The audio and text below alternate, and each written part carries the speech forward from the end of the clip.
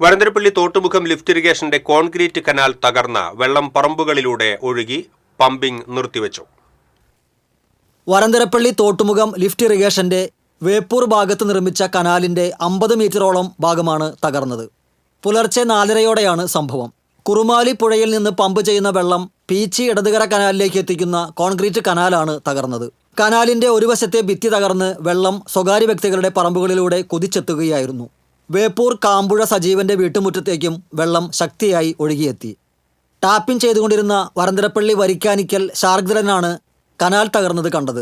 ഇവരുടെ പറമ്പിലൂടെ പോകുന്ന കനാൽ തകർന്ന് വലിയ ശബ്ദത്തോടെ വെള്ളം കുതിച്ചെത്തുന്നത് കണ്ട ശാർഗ്ദരൻ ഓടി മാറുകയായിരുന്നു. ഇറിഗേഷൻ അധികൃതരെ വിവരമറിയിച്ചതോടെയാണ് പമ്പിംഗ് നിർത്തിവെച്ചത്. മുൻപും ഈ കനാലിന്റെ ചില ഭാഗങ്ങൾ തകർന്നിരുന്നു. നിർമ്മാണത്തിലെ അപാകതയാണ് കനാൽ തകരാൻ കാരണമെന്നാണ് ആക്ഷേപം.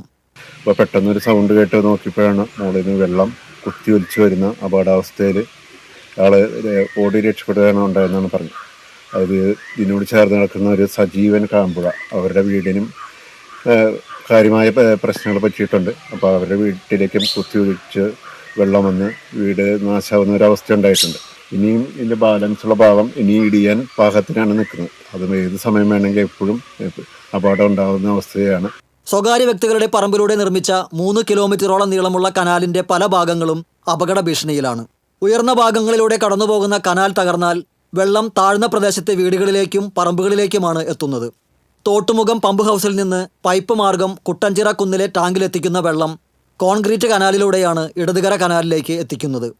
അപകടാവസ്ഥയിലായ കനാൽ പൊളിച്ചു നീക്കി പുനർനിർമ്മിക്കണമെന്നാണ് നാട്ടുകാരുടെ ആവശ്യം.